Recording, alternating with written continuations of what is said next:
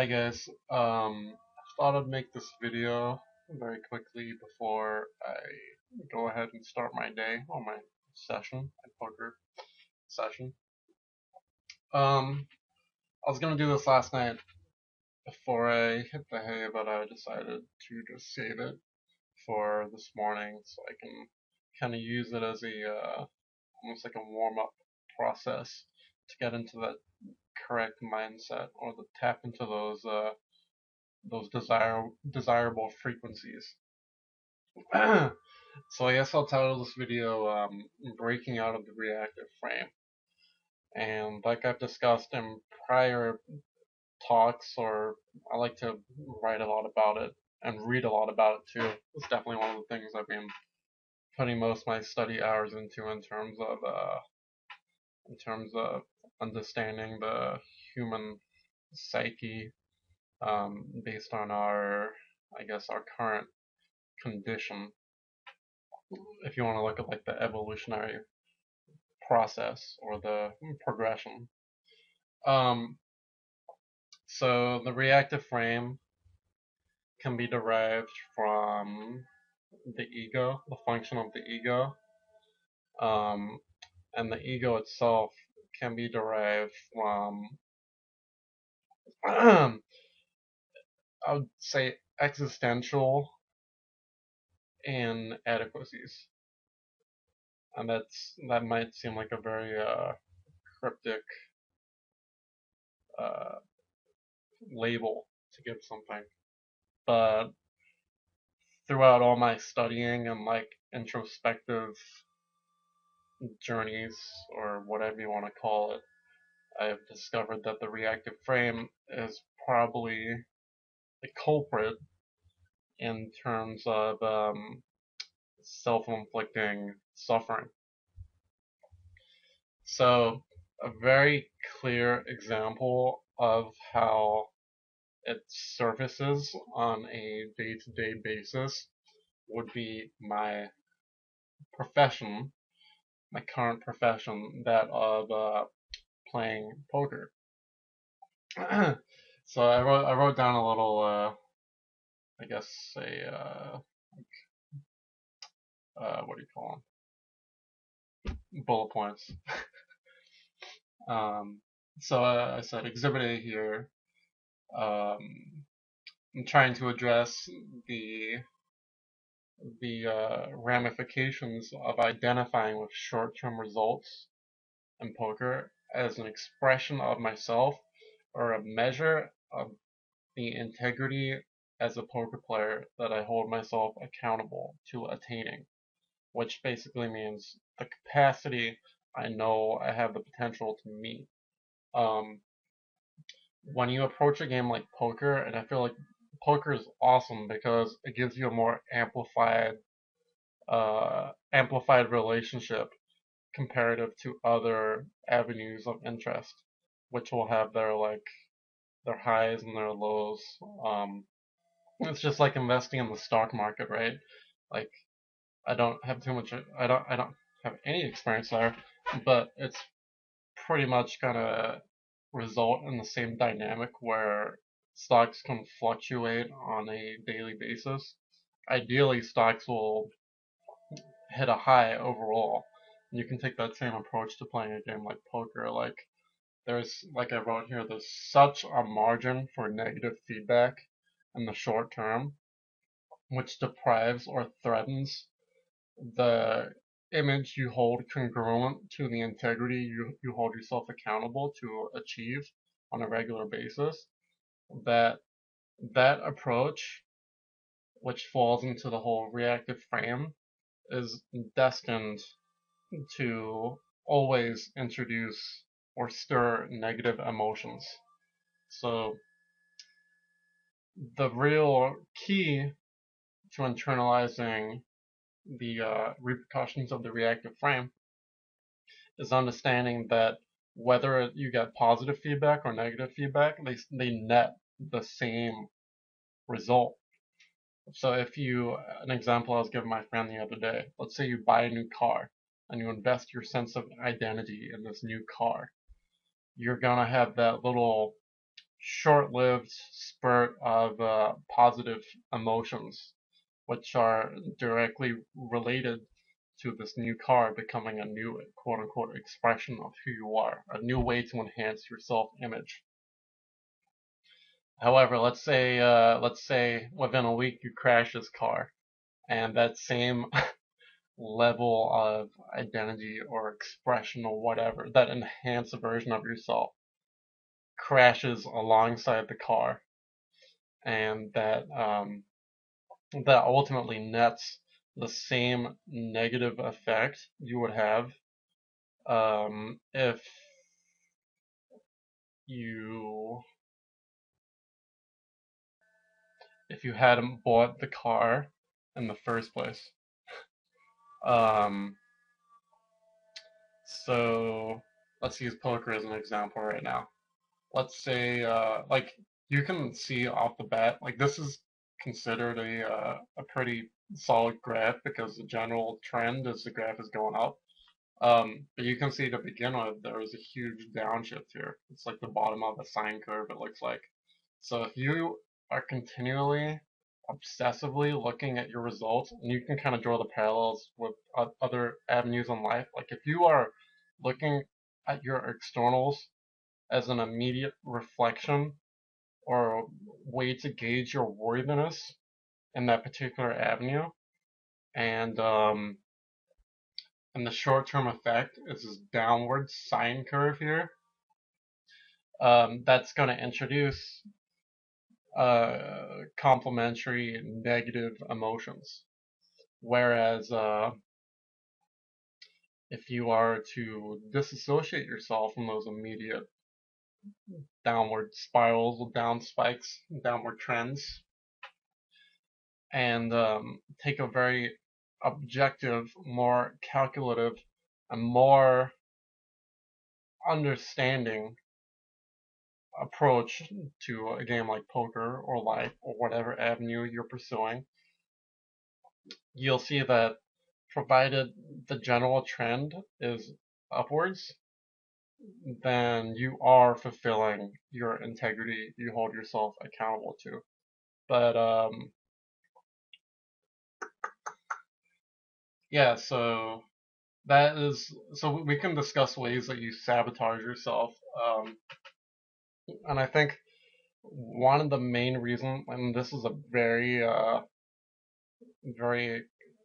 blatant sort of dynamic I think a lot of people have ingrained through their through development of their own values, which I think a lot of the time their values were put in place for them through people like parents and the way society is modeled to drill these pre almost predetermined values into your global compass or your moral compass or whatever you want to call it, which of course is like the framework of your decision making process. Is you weigh your values to decide which one which one well which one takes precedence over the other. So for instance, it's also really important to note that I think that the human trend right now is to avoid pain more so than ensuring or inducing pleasure, which kind of gives the collective the species as a whole a more defensive demeanor.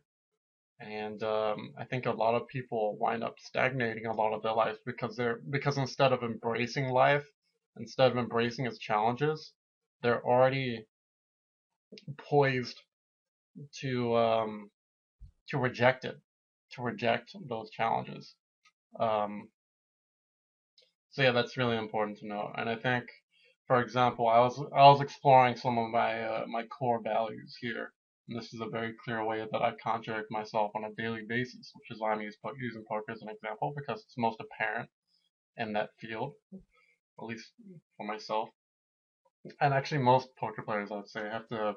I think most people, for the reasons I just explained, most people don't even attempt to confront it because they're so perpetually stuck in a defensive demeanor. And the reason for that is, for example, two of my values is success and at the same time fear of rejection. They're kind of on polar opposites of, I guess, the value spectrum.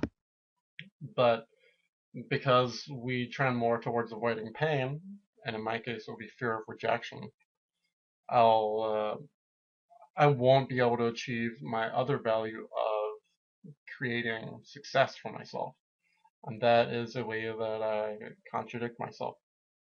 And I think everyone has varying degrees of this, which is subjective, but I think it's really important to explore those values in yourself and see where you are sabotaging yourself through this constant contradictory process. So, let's see. So, so I came up with a little method to confront this, and I think it's fine in moderation at first.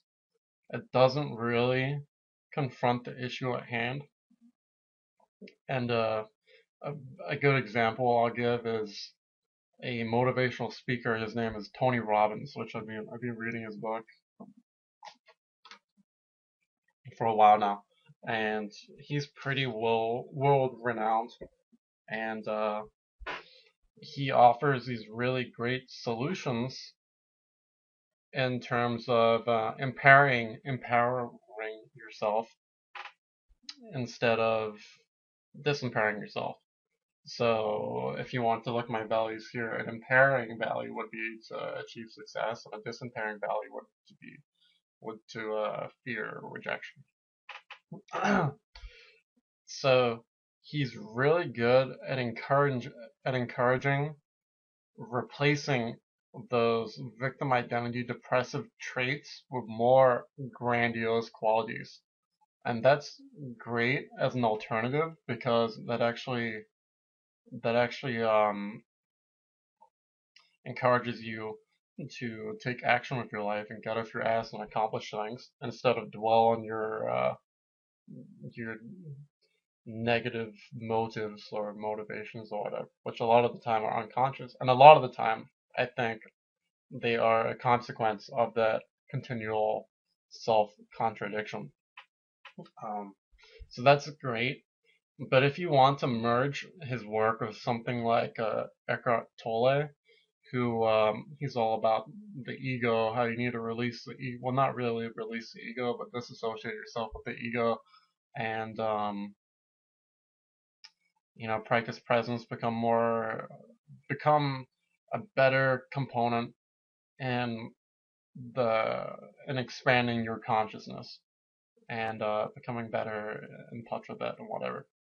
I'm not doing a very decent job explaining it, uh, but but if you were to apply those two, they clash because Tony Robbins is suggesting that you you replace all those disempowering beliefs with more empowering ones, but that doesn't really confront the problem at hand, which is the ego in Eckhart Tolle's explanation. And the ego is responsible for those inferiority complexes or inadequacy complexes off the bat. So all Tony Robbins is suggesting is redirecting the ego, not dismantling it, not transcending or like penetrating through it. He's suggesting that you just shift direction, and I think it's I think it's very uh,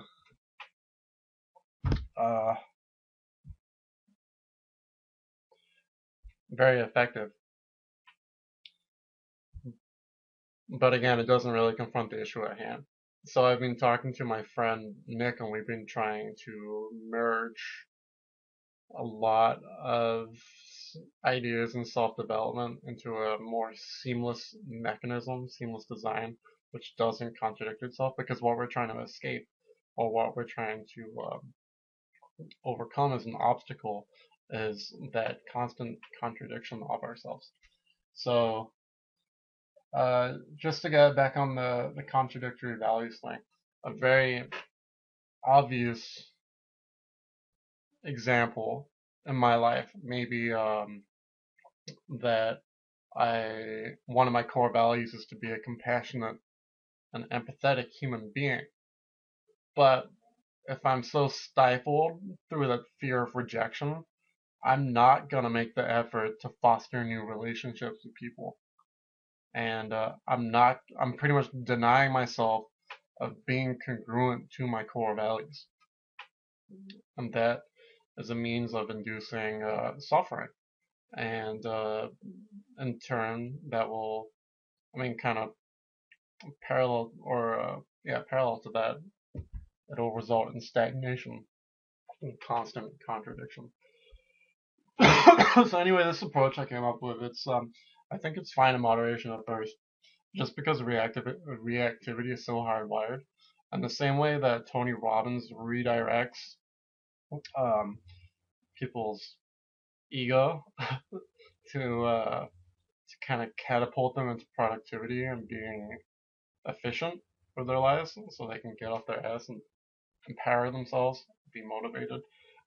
It's kind of a similar approach where it's almost like an elaborate avoidance pattern, which is, again, is fine in moderation at first, because reactivity is so hardwired, like over here. It's so difficult to go cold turkey on it. Um, da, da, da, da. So I've created, or I've learned about. I mean, at this point, I've studied this stuff enough. Might sound arrogant, but I've studied this stuff enough where I've developed a nice little repertoire of how to counter it. And again, by taking some of these approaches, I feel like it's contradictory for the same reason that Tony Robbins and Eckhart Tolle, they clash. Um, but at first, I think it is a pretty effective tool or model. And for example, anytime I catch myself obsessively wanting to check my immediate outcomes as a reflection of my integrity I hold myself accountable to in my environment. Example or exhibit A is poker graph here.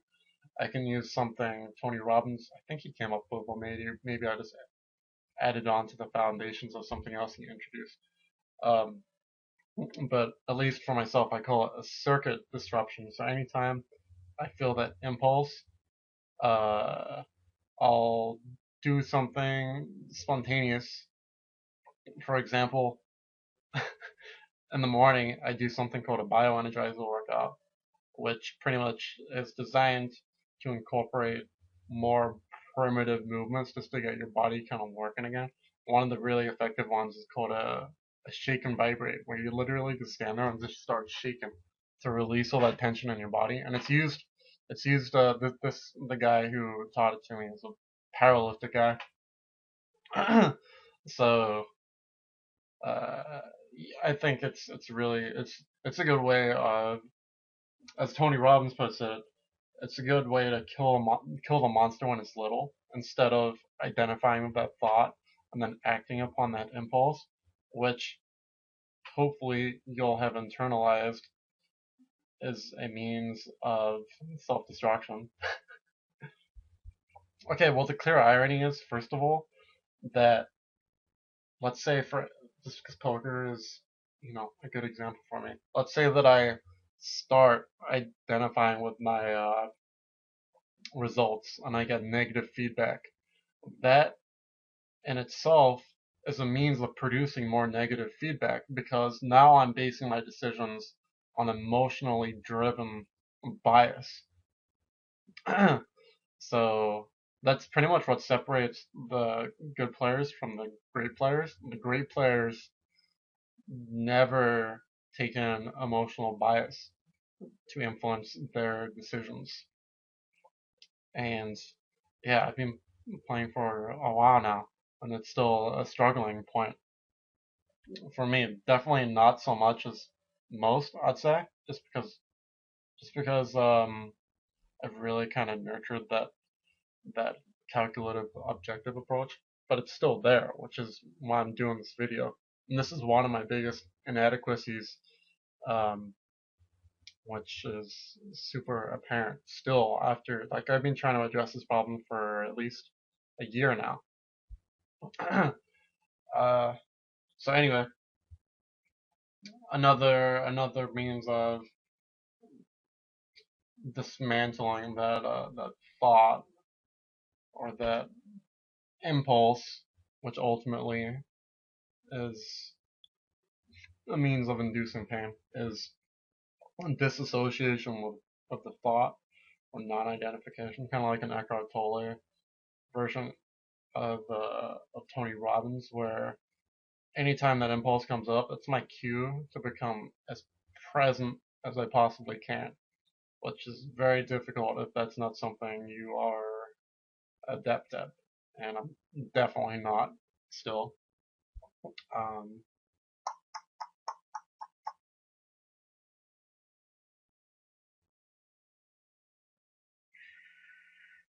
Avoiding confrontation with suffering induced by negative values.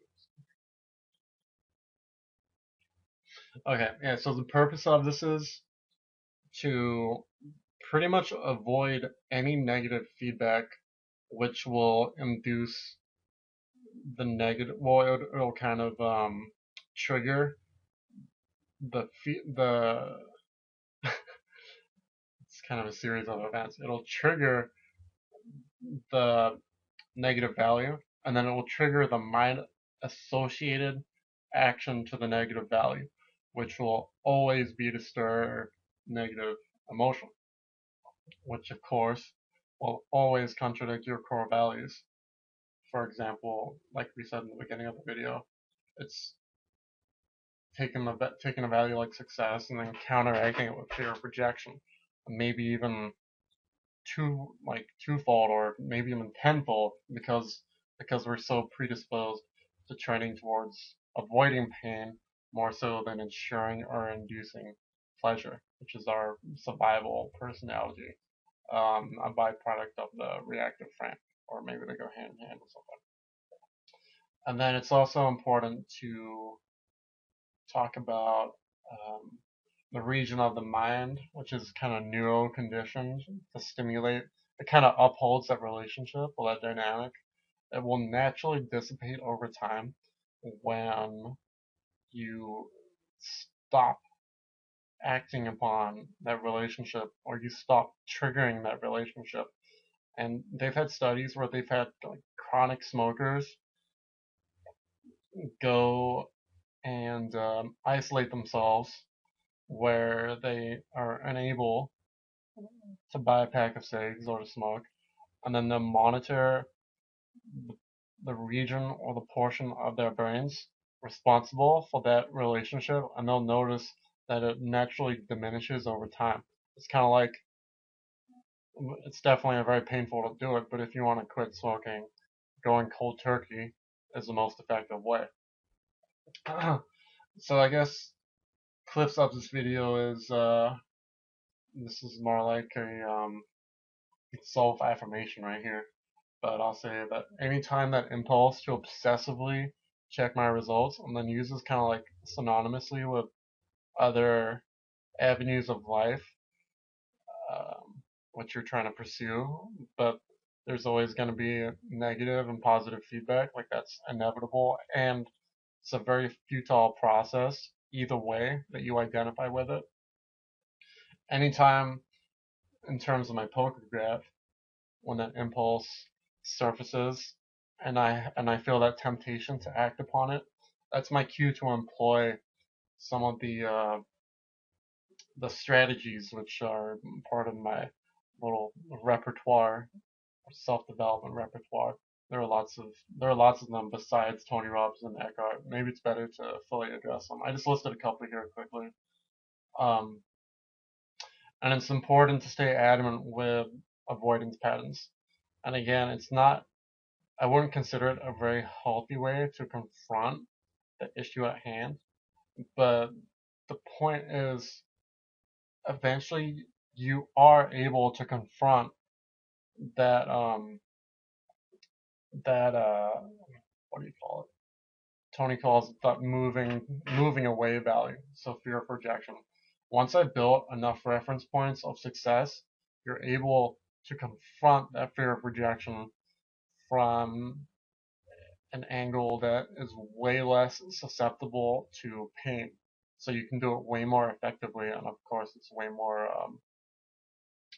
more welcoming. Uh, so it's important to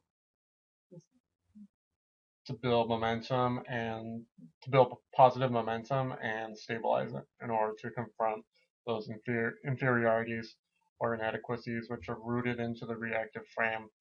Um, yeah, based on our current evolutionary status in terms of the way our psyche has developed. Yeah. Okay. Well, that's it. Thanks for watching.